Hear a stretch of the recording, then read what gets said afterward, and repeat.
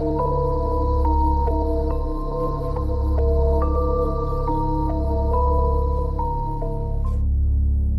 malam para pendengar yang masih terjaga.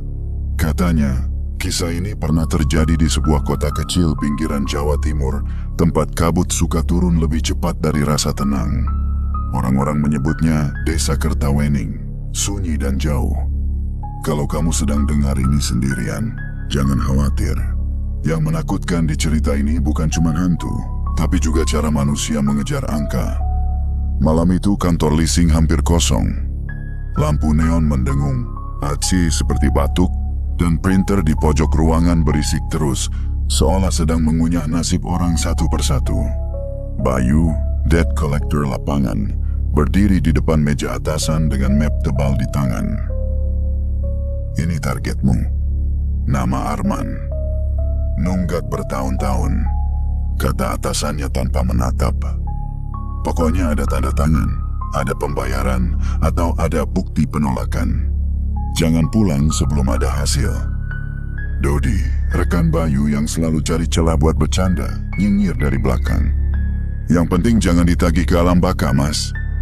Bayu cuma mendengus, merasa itu candaan murahan. Di kepala Bayu, utang tetap utang. Empati menurutnya hanya bikin target molor. Ia sudah menyiapkan kalimat rapi yang sopan tapi menekan, lengkap dengan ancaman halus soal laporan dan malu sosial. Saat membuka berkas Arman, Bayu menemukan catatan lama dari petugas terdahulu. Tulisannya miring dan pudar. Kunjungan terakhir 12 tahun lalu. Alamat bergeser, rumah tak wajar. Bayu tertawa kecil. Paling petugasnya halu. Sore harinya mereka berangkat.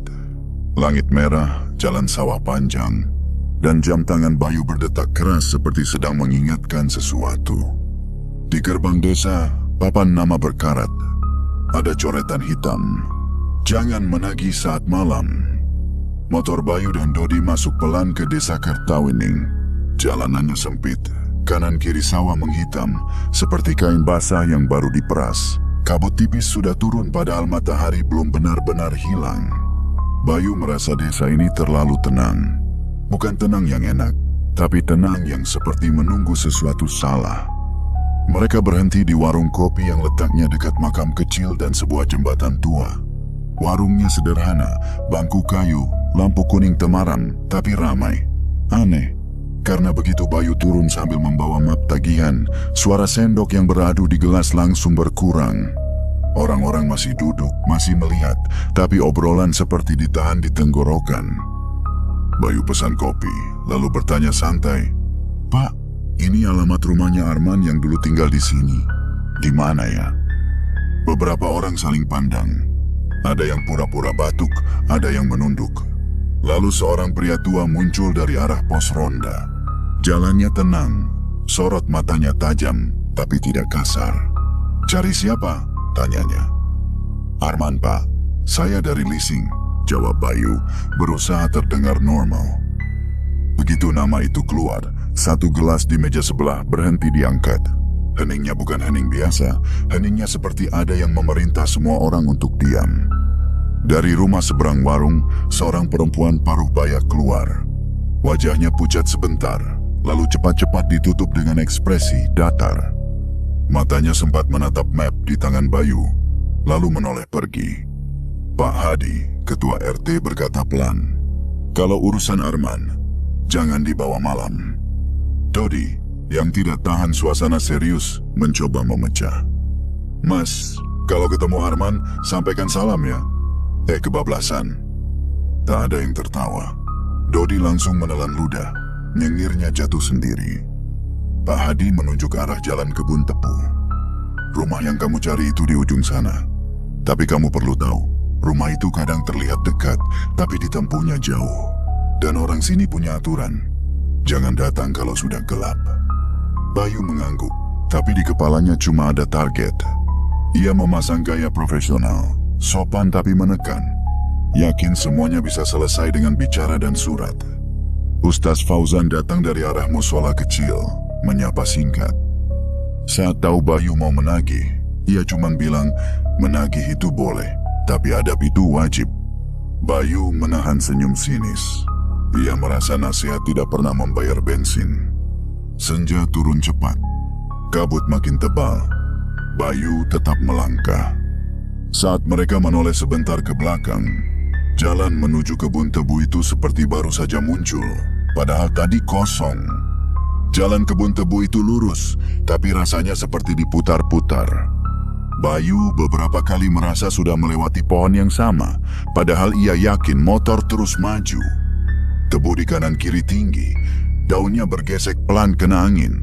Suaranya seperti bisik-bisik yang tidak bisa ditangkap kata-katanya. "Mas, kok jauh banget ya? Tadi katanya ujung sana." Dodi menelan ludah, matanya gelisah. "Fokus saja, jangan kebanyakan mikir," jawab Bayu, meski dadanya juga mulai tidak enak. Saat akhirnya tebu terbuka, berdirilah rumah besar di ujung jalan.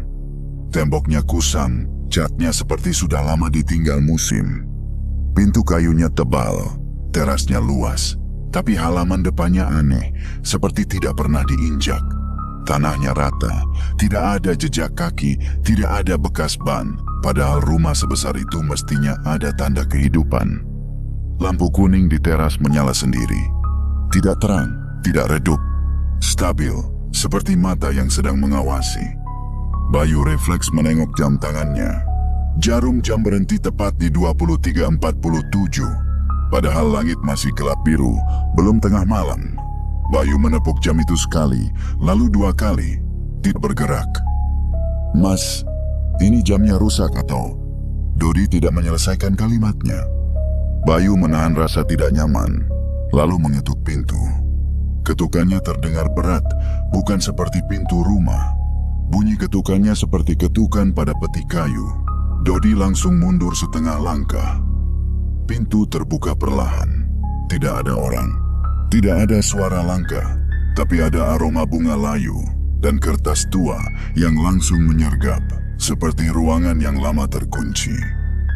Bayu melangkah masuk sambil tetap memasang wajah tegas.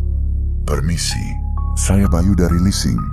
Saya cari Pak Arman." Suara pelan menjawab, entah dari mana. "Tagihan, letakkan di meja." Bayu menoleh. Di ruang tengah ada meja kayu besar. Di atasnya berbaris kwitansi-kwitansi usang. Ada beberapa nama yang dicoret, ada yang masih utuh, seperti daftar panjang urusan yang tidak selesai. Bayu meletakkan surat peringatan di atas meja. Tiba-tiba tinta di kertas itu menghitam, menyebar pelan seperti ada air yang merembes dari dalam serat kertas. Bayu terpaku sebentar, lalu cepat-cepat menarik napas dan menganggap itu cuma efek lembab. Dodi memandang dinding. Ada foto keluarga lama. Seorang pria muda berdiri di depan rumah yang sama. Dodi menunjuk dengan jari gemetar. "Mas, itu Arman ya?" Bayu melihat. Wajah pria di foto itu retak tepat di bagian mata, seperti pecahannya sengaja dibuat di situ. Suara itu kembali, lebih dekat. "Yang kau tagih sudah lama selesai." Bayu mengangkat dagu. "Kalau sudah selesai, tunjukkan bukti bayar." Lampu kuning di teras berkedip 3 kali. Lalu di atas meja, di samping surat peringatan Bayu, muncul kwitansi tua setengah terbakar. Kertasnya menguning, pinggirannya gosong, tapi tulisan tanggalnya jelas. 12 tahun lalu. Bayu menelan ludah, namun tetap keras. Ini palsu. Pintu di belakang mereka menutup sendiri dengan bunyi berat. Dodi kaget, refleks memegang lengan Bayu.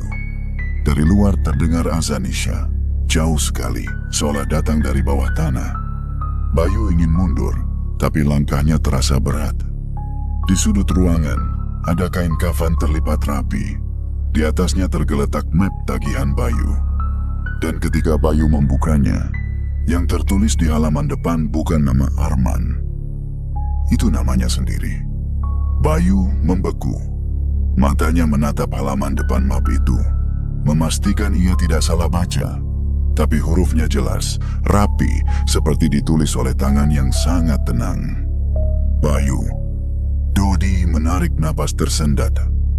"Mas, Bercanda kan? Bayu ingin tertawa. Ia mencoba memaksa sudut bibirnya naik, tapi yang keluar cuma suara kering, seperti ada debu di tenggorokan. Dalam kepala Bayu, semua logika yang biasa ia pakai untuk menekan orang mendadak tidak berguna. Tidak ada pasal, tidak ada ancaman laporan, tidak ada target mingguan yang bisa menutup rasa dingin yang merayap dari lantai. Suara itu terdengar lagi, datar tapi tajam. Kau menagih tanpa melihat air mata. Bayu menelan ludah. Saya cuma kerja. Kerja tidak menghapus adab. Suara itu menjawab, pelan, namun setiap katanya seperti menancap. Dinding ruangan mulai berubah. Bukan berubah bentuk, tapi seperti memantulkan sesuatu. Bayu melihat bayangan-bayangan yang bukan miliknya, tapi ia kenal rasanya. Seorang ibu menangis sambil memeluk anaknya. Seorang bapak tua menunduk di depan tetangga. Seorang pemuda memohon agar diberi waktu.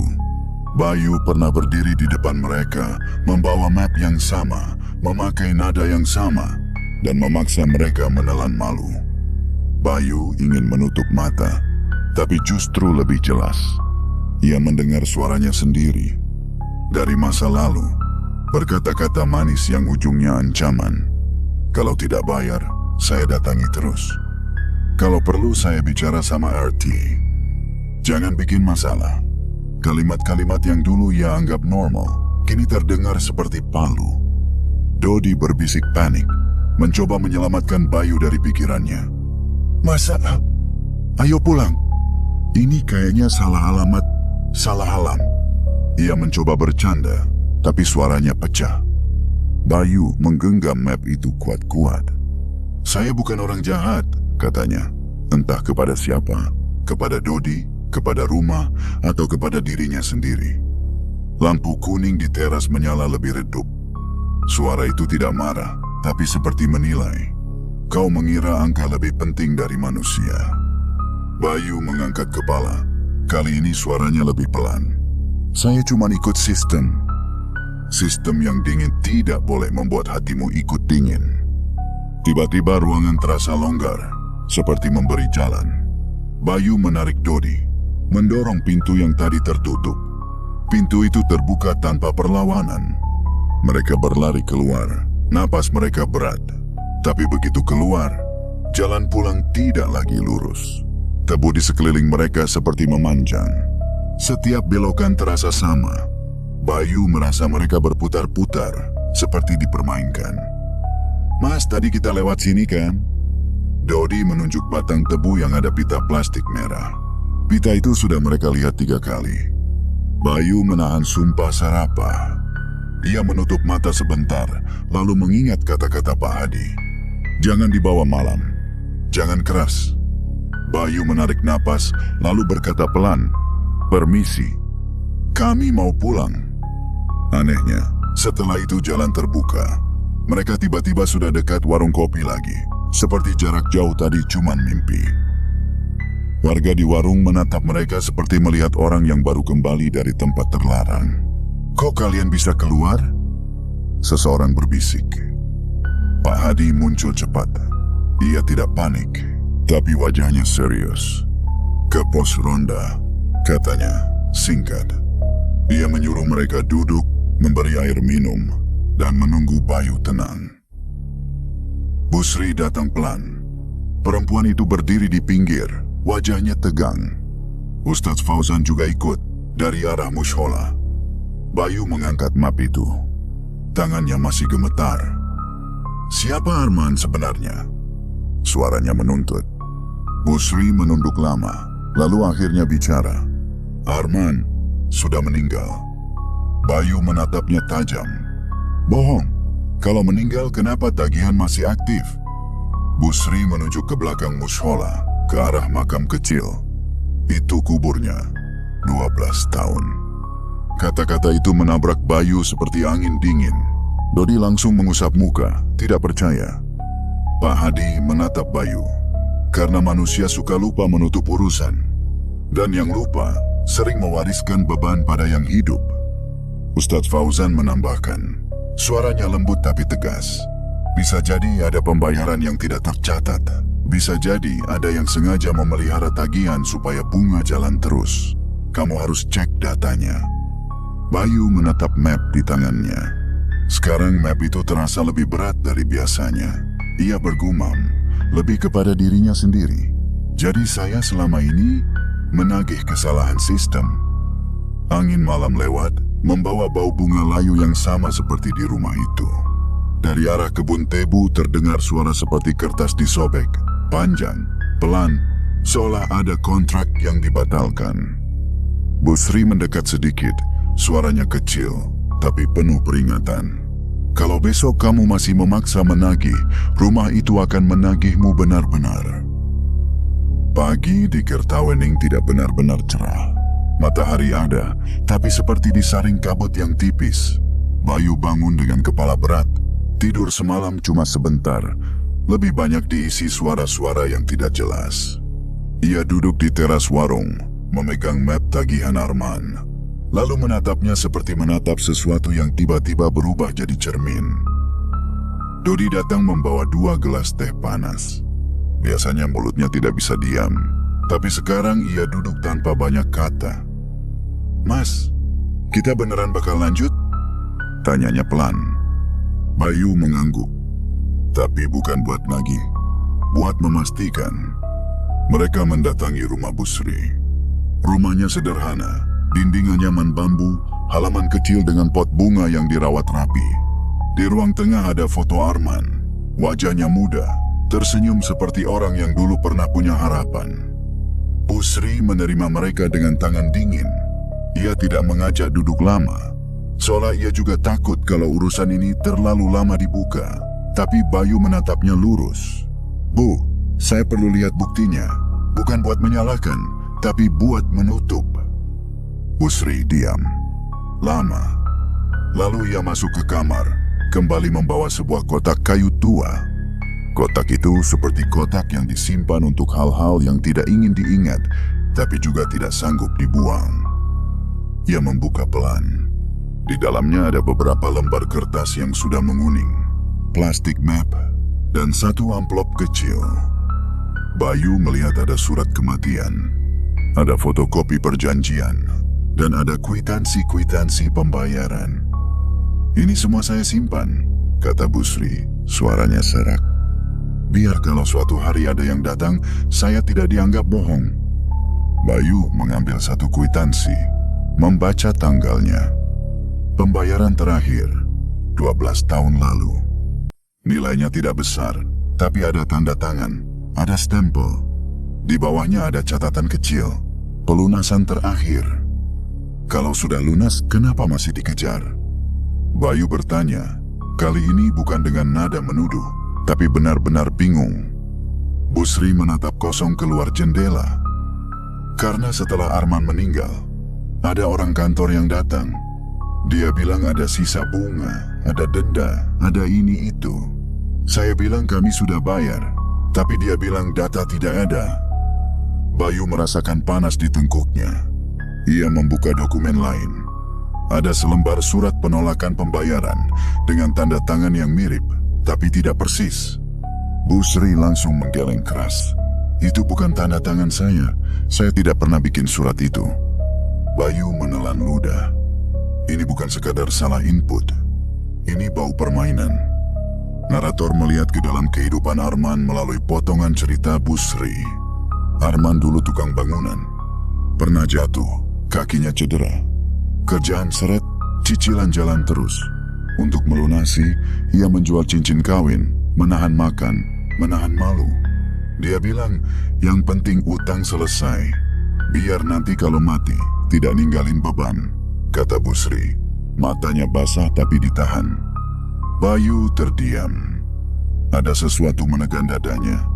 Ia teringat ayahnya dulu juga pernah dikejar-kejar, pernah duduk di ruang tamu dengan wajah hancur, hanya karena telat beberapa bulan.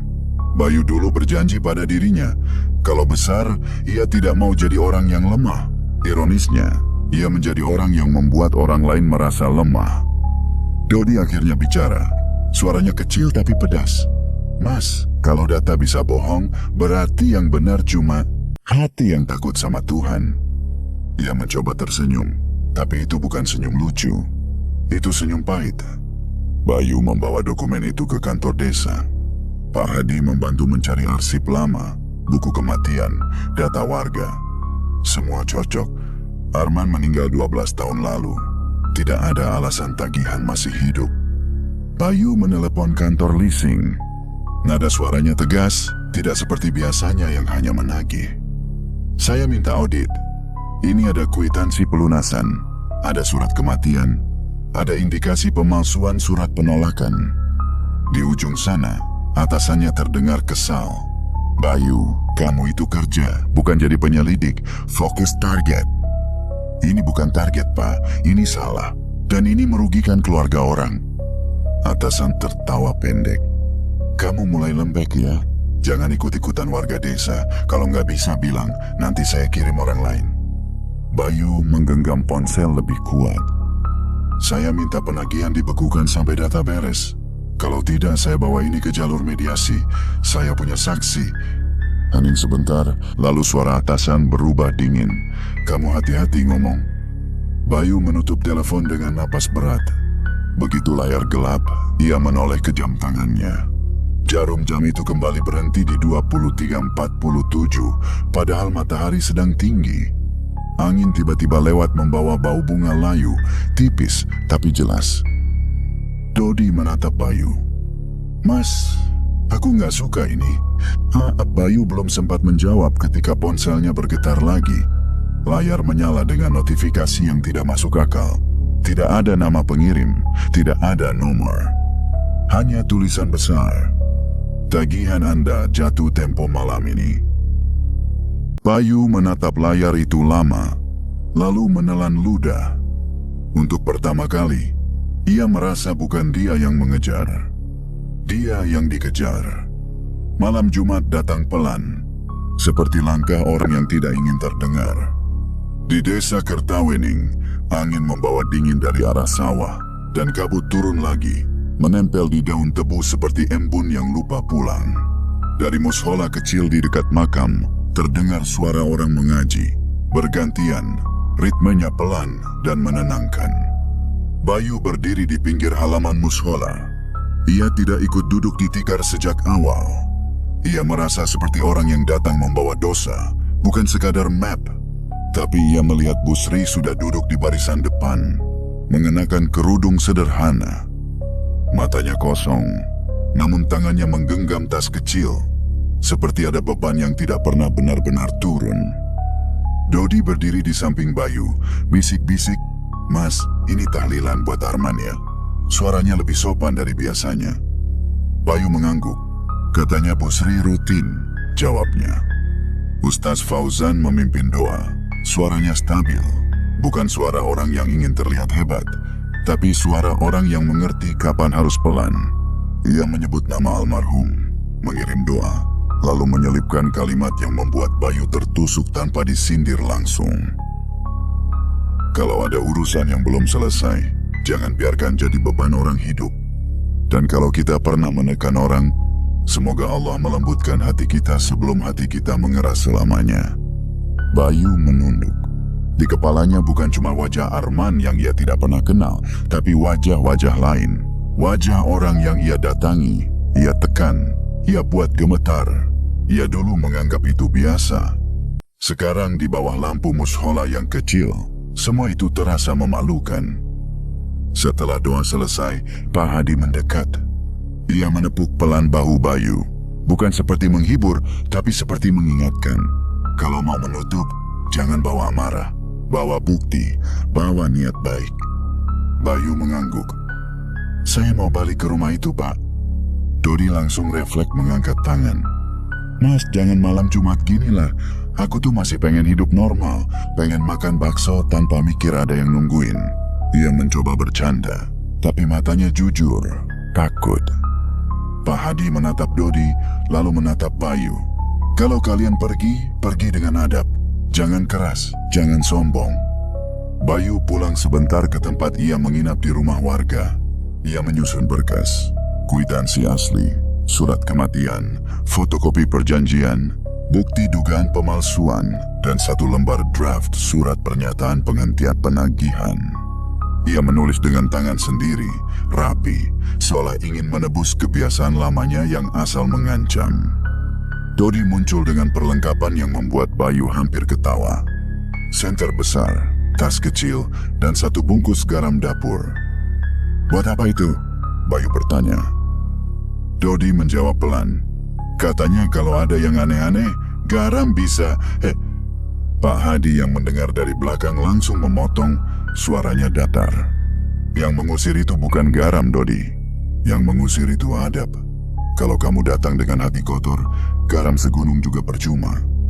Dodi menelan ludah, lalu memasukkan garam itu lagi.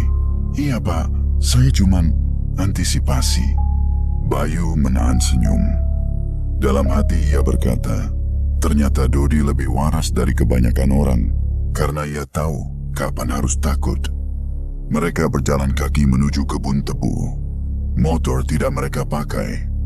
Bayu merasa kalau ia datang untuk menutup urusan, ia harus datang dengan tenang, bukan seperti orang mengejar target. Jalan setapak lembab. Jangkrik yang biasanya ribut, tiba-tiba berhenti saat mereka masuk lebih dalam. Sunyi itu membuat langkah mereka terdengar terlalu jelas. Di kejauhan lampu kuning teras rumah itu sudah menyala, sama seperti sebelumnya. Stabil, seperti menunggu. Bayu berhenti di depan teras. Ia tidak mengetuk keras. Ia berdiri lurus, menarik napas, lalu mengucap salam. "Assalamualaikum." Tidak ada jawaban manusia, tapi lampu kuning itu seperti menghangat sedikit. Bayu melanjutkan dengan suara pelan, "Permisi, saya minta izin masuk. Saya datang bukan buat menekan." Pintu kayu terbuka perlahan. Tidak ada angin yang mendorong, seolah pintu itu membuka sendiri karena mengerti. Di dalam, aroma bunga layu masih ada, tapi tidak setajam kemarin. Ruangan juga terasa berbeda. Tidak seberat dulu. Dodi tetap berdiri dekat pintu, siap lari kalau perlu, tapi ia menahan diri untuk tidak berlebihan. Suara itu terdengar lagi, kali ini tidak menusuk, lebih seperti bertanya, "Kau kembali, bukan untuk menekan?" Bayu menunduk, menahan gengsi yang dulu selalu ia pakai sebagai tameng. "Saya datang untuk menutup dan meminta maaf. Saya salah. Saya menagih tanpa tahu orangnya sudah meninggal. Saya juga sering menagih dengan cara yang bikin orang malu." Hening. Bayu merasakan tengkuknya dingin, tapi bukan dingin yang mengancam. Lebih seperti dingin yang memaksa jujur. Bayu meletakkan berkas di meja. "Ini kwitansi asli. Ini surat kematian. Ini bukti ada surat yang dipalsukan. Saya minta urusan Arman ditutup. Saya juga akan perjuangkan data ini supaya bersih." Lampu kuning berkedip sekali, lalu stabil lagi. Di dinding, foto Arman yang kemarin retak terlihat lebih jelas. Retaknya masih ada, tapi tidak sehitam sebelumnya. Bayu tidak tahu kenapa, tapi ia merasa rumah itu sedang mendengar, bukan sedang menghukum. Dodi menatap meja, lalu menelan ludah. "Mas," ia berbisik. Bayu mengikuti arah pandang Dodi. Di atas meja ada map tagihan yang baru. Jika kemarin tertulis nama Bayu, kali ini tidak. Kali ini yang tertulis adalah nama perusahaan tempat Bayu bekerja. Bayu merasakan dadanya sesak, seolah ada pesan yang tidak pakai kata, "Urusan ini bukan cuma tentang satu debt collector. Ini tentang sistem yang membuat tagihan jadi lebih hidup daripada manusia." Suara itu berbisik, pelan, seperti orang yang bicara tepat di telinga tanpa bernapas. "Kalau kau berani menutup, kau harus berani kehilangan." Bayu menutup mata sebentar. Ia tahu maksudnya. Menutup urusan ini berarti melawan atasannya, melawan target, mungkin melawan pekerjaannya sendiri. Ia membuka mata lagi, menatap lampu kuning yang tidak pernah redup. Untuk pertama kali, Bayu tidak merasa sedang menagih. Ia merasa sedang dituntun untuk memilih. Besok paginya Bayu turun dari desa dengan kepala penuh. Map di tasnya bukan cuma berisi kwitansi dan surat kematian, Tapi juga satu hal yang lebih berat, keputusan. Di kantor cabang udara terasa berbeda. Tidak ada kabut, tidak ada suara jangkrik, tapi Bayu tetap merasa dingin. Mungkin karena di sini, yang menghantui bukan rumah gaib. Yang menghantui adalah angka, target, dan cara orang menutup mata demi bonus. Bayu masuk ke ruangan atasan. Ia sudah menyiapkan kalimat, tapi kali ini bukan kalimat menekan. Ini kalimat menuntut kebenaran. "Saya minta audit, Pak," kata Bayu sambil meletakkan berkas di meja. Ada kwitansi pelunasan, ada surat kematian, dan ada indikasi pemalsuan surat penolakan. Atasan menatap sekilas, lalu menyandarkan badan, seolah Bayu baru saja menceritakan hal sepele. "Bayu, kamu terlalu ikut campur. Kita cuma jalanin prosedur." Bayu menahan napas. Prosedur yang menzalimi itu bukan amanah, Pak. Wajah atasan berubah. "Kamu ngomong amanah ke saya? Kamu ingat kamu digaji dari mana? Kamu itu petugas lapangan.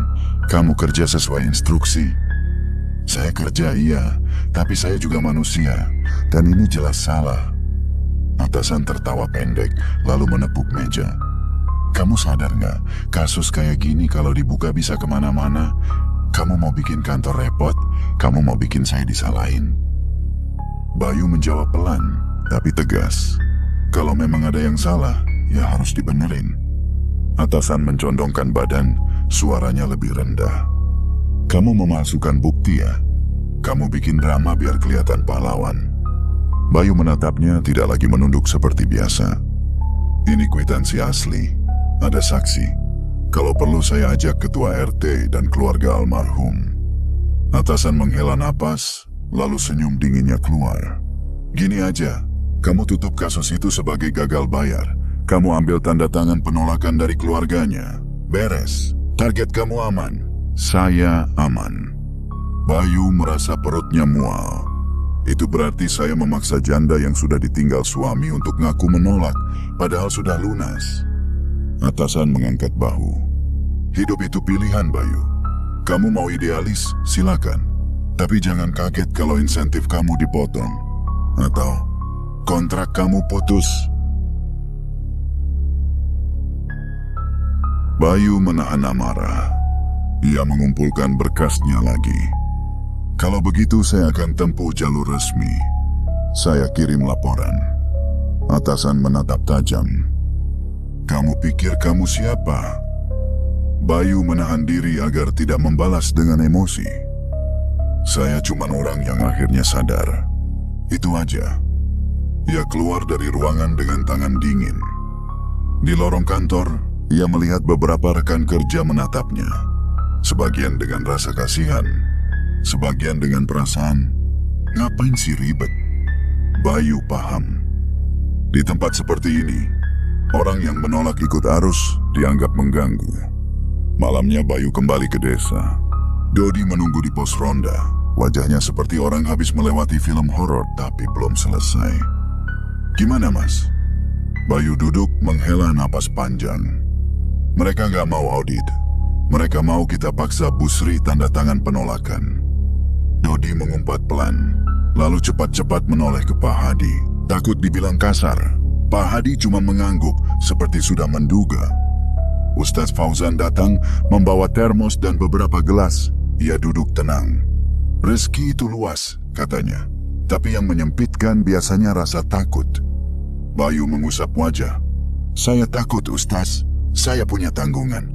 Kalau saya kehilangan kerja, saya makan apa?" Ustaz Fauzan menatap Bayu lama. "Takut itu manusiawi. Tapi kalau takut membuat kita menzalimi, itu bukan takut. Itu keterikatan." Kata-kata itu menancap. Bayu diam.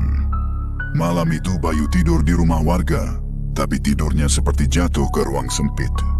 Ia bermimpi berada di sebuah ruangan besar tanpa pintu. Lampunya putih terang, dingin. Di sekelilingnya tumpukan map setinggi dada orang dewasa. Setiap map punya nama. Banyak nama. Terlalu banyak. Bayu membuka satu map. Di dalamnya bukan angka, tapi wajah. Wajah orang yang menangis, Wajah orang yang menunduk, wajah orang yang menahan malu. Bayu membuka map lain, sama. Ia membuka lagi, sama. Ia merasa napasnya tercekat. Map-map itu seperti hidup. Lalu ada suara ketukan pelan. Tok tok tok. Bukan dari pintu, karena tidak ada pintu. Ketukan itu dari dinding. Ketukan itu dari dalam map. Bayu terbangun dengan keringat dingin. Jam tangannya menunjukkan 23.47. Dan dari luar kamar terdengar ketukan pelan. Entah dari mana, seolah rumah gaib itu memanggilnya. Bukan untuk menakuti, tapi untuk mengingatkan. Bayu duduk, mengambil kertas, lalu menulis surat pernyataan resmi. Isinya jelas, penghentian penagihan atas nama almarhum Arman, permintaan koreksi data, permintaan investigasi dugaan pemalsuan, dan permintaan pengembalian kelebihan bunga jika ada. Ia tidak menulis dengan marah. Ia menulis dengan rapi, seolah setiap kata adalah tanggung jawab. Dodi membantu mengumpulkan saksi. Pak Hadi menyiapkan pernyataan RT. Ustaz Fauzan siap jadi saksi moral bahwa keluarga almarhum rutin mendoakan dan telah melunasi. Busri menyiapkan dokumen asli, meski tangannya gemetar. Pagi berikutnya, Bayu mengirimkan berkas itu ke kanal pengaduan internal dan pihak terkait yang memungkinkan. Ia tidak menjelaskan terlalu teknis, tapi narator tahu langkah itu bagi Bayu sama beratnya seperti melangkah ke rumah gaib malam Jumat kemarin. Sore hari, mobil kantor datang ke desa. Atasan Bayu turun, memakai kemeja rapi. Wajahnya dibuat ramah, tapi matanya tidak ramah. Ia langsung menuju rumah Busri. Bayu yang mendengar kabar itu berlari ke depan pos ronda. Dodi ikut, wajahnya tegang. Atasan berdiri di depan Busri, suaranya manis tapi menekan. Bu, ini hanya formalitas.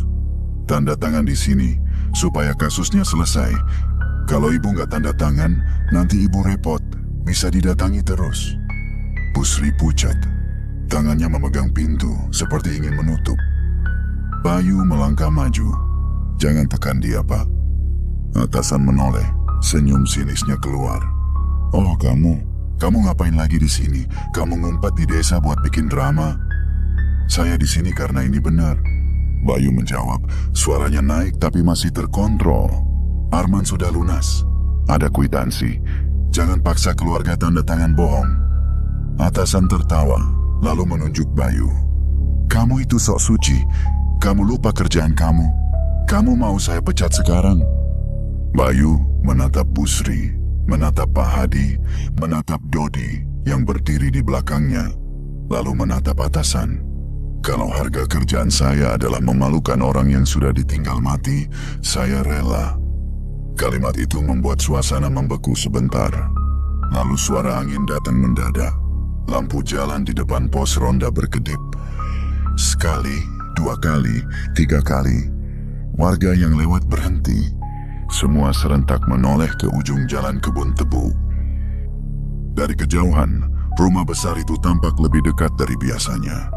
Padahal siang, lampu kuningnya menyala samar, seperti mata yang dibuka pelan. Atasan menelan ludah. Ia berusaha menutupi takutnya dengan suara tinggi. Rumah apaan itu? Pak Hadi melangkah maju, suaranya tidak keras, tapi seperti palang. Itu batas, jangan dilangkahi. Atasan memandang lagi, lalu buru-buru menelan gengsi. Ia mundur setengah langkah, menatap Bayu dengan amarah bercampur takut. Kamu selesai, Bayu. Kamu gak usah masuk kantor lagi. Bayu mengangguk pelan. Anehnya, dadanya justru terasa lebih lapang. Atasan naik mobil, pergi terbirit, tanpa pamit. Lampu jalan kembali stabil. Angin mereda. Rumah itu kembali tampak jauh. Malamnya Bayu berjalan sendiri ke arah kebun tebu, hanya untuk memastikan sesuatu. Ia tidak sampai ke rumah itu. Cukup berdiri di batas jalan. Dari sana ia melihat teras rumah gaib samar-samar. Di teras, di bawah lampu kuning, ada selembar kwitansi baru tergeletak, putih bersih, seolah baru ditulis. Bayu tidak bisa membaca dari jauh, tapi ia tahu isinya. seperti seseorang membisikkan ke hatinya. Lunas, dengan kejujuran. Bayu menutup mata. Ia menghela napas panjang. Jika ini harga amanah, ia sudah membayar dengan hal yang paling mahal. Ia membayar dengan pekerjaannya. Dan untuk pertama kali, ia tidak merasa rugi. Setelah atasan itu pergi, desa kembali seperti biasa. Orang-orang kembali ke sawah. Anak-anak kembali main sepeda di jalan kampung. Suara warung kopi kembali ramai. Tapi bagi Bayu, sesuatu sudah berubah. Ia berjalan dengan rasa lega yang aneh, seperti habis menurunkan beban yang selama ini ia angkut tanpa sadar. Malam itu Pak Hadi memanggil Bayu ke pos ronda. Di sana ada Bu Sri, Ustaz Fauzan, dan beberapa warga yang dianggap saksi. Tidak ada suasana perayaan, tidak ada tepuk tangan, hanya wajah-wajah yang akhirnya berani bernapas. Pak Hadi membuka pembicaraan pelan. Bayu, kamu sudah pilih jalan yang berat. Sekarang jangan setengah-setengah. Tutup urusan ini baik-baik. Bayu mengangguk. Saya mau kembali ke rumah itu, Pak. Sekali lagi, bawa surat dan bukti. Biar benar-benar selesai. Dodi yang duduk di sampingnya mengangkat tangan pelan seperti murid di kelas. Mas, boleh gak aku ikut tapi jaraknya agak jauh. Maksudnya ikut dari belakang. Dari belakang jauh. Ia mencoba bercanda, tapi matanya masih takut. Warga yang biasanya kaku, kali ini ada yang tersenyum kecil. Bayu juga, untuk pertama kali sejak datang ke desa itu, ikut tersenyum. Ustaz Fauzan menatap Dodi. Ikut boleh, tapi jangan bawa macam-macam. Bawa niat baik. Dodi refleks menepuk saku, memastikan garamnya sudah tidak ada. Siap Ustaz, saya bawa doa aja. Doa sama senter, itu beda tipis ya, tapi yang satu buat hati, yang satu buat jalan. Pak Hadi menggeleng pelan, tapi sudut bibirnya naik sedikit. Ya sudah, jalan pelan, jangan banyak omong di sana. Sebelum berangkat, Bayu pulang sebentar ke tempat ia menginap. Ia menyusun semua berkas dalam map baru yang bersih. Ia juga menyiapkan sesuatu yang sederhana. Uang sedekah untuk musola dan satu amplop bantuan untuk Bu Sri. Ia tidak menyebut itu ganti rugi. Ia tidak ingin itu jadi uang damai. Baginya itu tanda tanggung jawab, tanda ia pernah salah dan ingin memperbaiki. Mereka berangkat setelah Isya. Kabut turun lagi, tapi kali ini Bayu tidak merasa ditelan. Ia merasa kabut itu seperti selimut yang menutup suara dunia, supaya orang bisa mendengar suara hati sendiri. Di jalan kebun tebu, jangkrik memang sempat berhenti, tapi tidak membuat Bayu panik. Ia berjalan di depan, Dodi di belakang, Pak Hadi di tengah. Ustaz Fauzan tidak ikut sampai rumah. Ia hanya mengantar sampai batas mushola, lalu berpesan, kalau hati kamu sudah lurus, insya Allah kamu tidak sendiri. Lampu kuning di teras rumah gaib menyala seperti biasa, tapi malam itu rumah itu tidak terasa dingin. Bayu merasa seperti sedang menghadap seseorang yang tegas, bukan sesuatu yang ingin memangsa. Bayu berhenti di depan teras. Ia salam, pelan, tidak dibuat-buat. Assalamualaikum. Pintu terbuka tanpa suara gesekan yang kasar. Aroma bunga layu hampir tidak ada. Yang ada justru bau kayu tua dan tanah basah, seperti rumah yang baru saja kebagian hujan. Di dalam, meja itu masih ada. Kuitansi-kuitansi usang masih berbaris, tapi Bayu melihat sebagian sudah seperti memudar, seolah mulai dihapus pelan. Foto Arman masih tergantung, retaknya masih ada, namun wajahnya tidak lagi gelap. Bayu meletakkan map bersih di atas meja. Saya bawa surat pernyataan penghentian penagihan atas nama almarhum Arman. Saya juga bawa bukti pelunasan dan surat kematian. Saya sudah kirim laporan untuk koreksi data. Suara itu muncul, tidak terdengar dari satu titik, tapi memenuhi ruangan dengan pelan. Apa yang kau cari? Bayu menelan ludah, lalu menjawab jujur. Saya ingin menutup urusan, biar keluarga yang hidup tidak diwarisi malu. Biar yang sudah meninggal tidak terus ditarik-tarik namanya. Hening. Lampu kuning di teras terlihat dari dalam, stabil seperti napas orang yang tenang. Suara itu bertanya lagi, lebih pelan. Dan untuk dirimu? Bayu diam sebentar. Ini pertanyaan yang tidak pernah ia dapat dari kantor, dari target, dari laporan. Untuk saya ingin belajar menagih dengan cara yang benar. Kalau harus kehilangan pekerjaan saya, ya saya terima. Tapi saya tidak mau kehilangan hati. Dodi yang berdiri dekat pintu sampai menahan napas. Ia berbisik pelan, "Mas, itu kalimat mahal." Bayu menoleh sebentar dan hampir ketawa. Di situasi seperti ini, Dodi tetap bisa nyelip. Lampu kuning berkedip sekali. Lalu di meja, map yang bertuliskan nama perusahaan itu perlahan bergeser, seperti ditarik tangan tak terlihat. Bayu tidak mundur. Ia menatap saja, mencoba tetap tenang. Suara itu berkata, "Kau menutup satu urusan, tapi banyak urusan lain masih terbuka." Bayu mengangguk. "Saya tahu. Kalau kau kembali ke cara lama, lampu ini akan menyala untukmu lagi." Bayu merasakan bulu kuduknya berdiri, tapi bukan karena takut diserang, karena ia merasa diingatkan. Bayu mengeluarkan amplop sedekah dan bantuan yang ia bawa. Ia tidak meletakkannya di meja.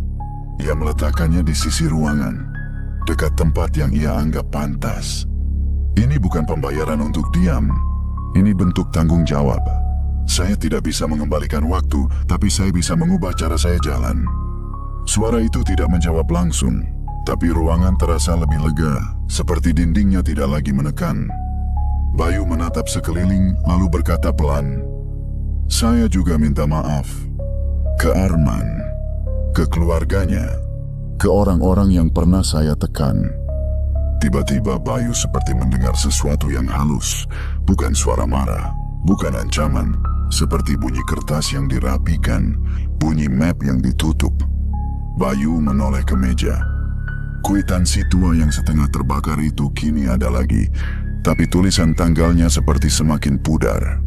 Di atasnya muncul tulisan baru, rapi, hitam, seolah ditulis oleh tangan yang tidak terburu-buru. Selesai. Bayu memejamkan mata sebentar. Dadanya terasa hangat. Dodi mengusap tengkuk. "Mas, ini kok malah kayak lega ya? Kayak habis bayar cicilan." Ia spontan, lalu baru sadar. Salah tempat ngomong gitu ya?"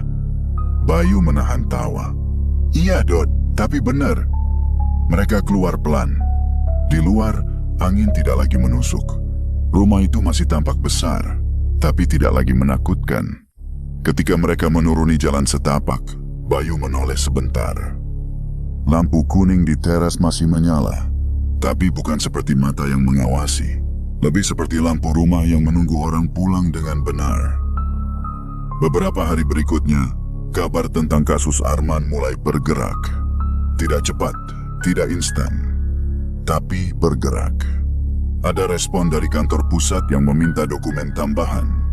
Ada tanda bahwa laporan Bayu tidak langsung dibuang. Pak Hadi membantu mengirimkan surat pendamping.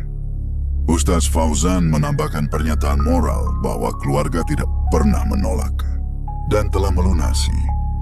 Busri mulai bisa tidur lebih tenang. Ia tidak lagi ketakutan kalau ada motor berhenti di depan rumahnya tengah malam.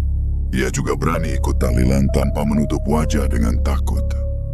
"Saya capek malu terus," katanya suatu sore, suaranya lirih.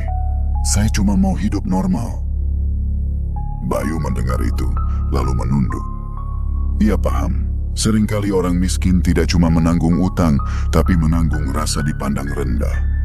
Sementara itu, Bayu menerima pesan singkat dari kantor. Kontraknya dihentikan.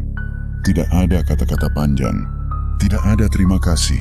Cuma kalimat dingin. Dodi membaca pesan itu dan mendecak. Ya Allah, kantor lebih angker daripada rumah tebu.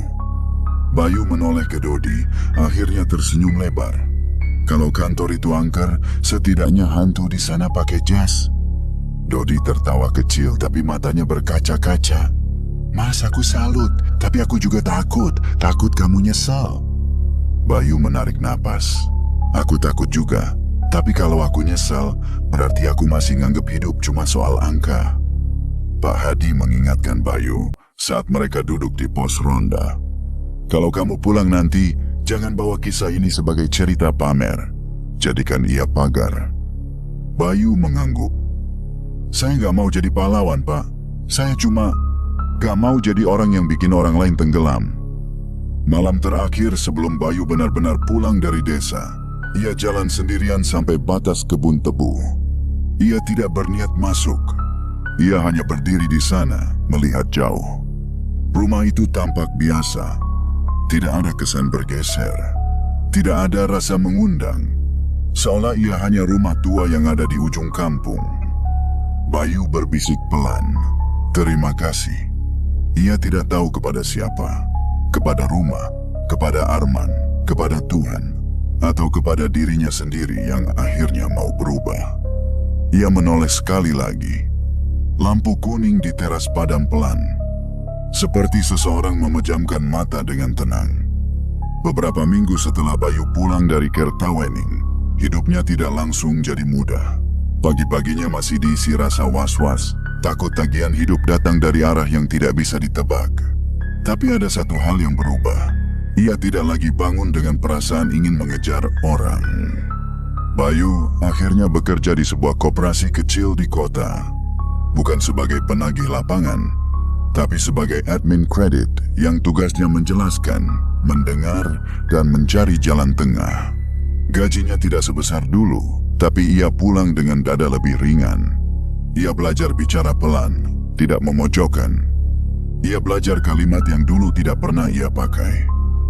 Saya bantu carikan skema yang paling mungkin, Bu. Kita cari yang sama-sama kuat. Dodi masih sering datang. Kadang bawa gorengan, kadang bawa kabar. Ia masih suka bercanda, tapi sekarang candanya lebih hati-hati. Kalau ada alamat aneh, jangan malam Jumat, katanya suatu sore sambil tertawa kecil. Aku trauma, Mas. Aku sekarang kalau lihat lampu kuning di teras rumah orang, rasanya pengen baca doa.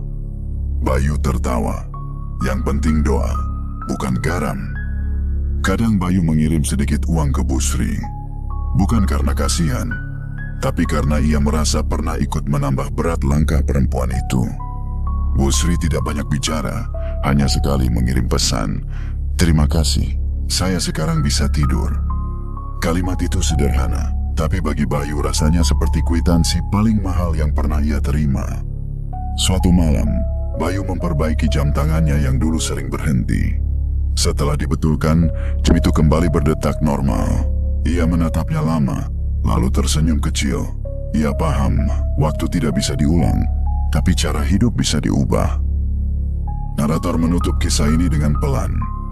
Ada urusan yang tidak selesai dengan kwitansi, tapi selesai dengan adab dan keberanian mengakui salah.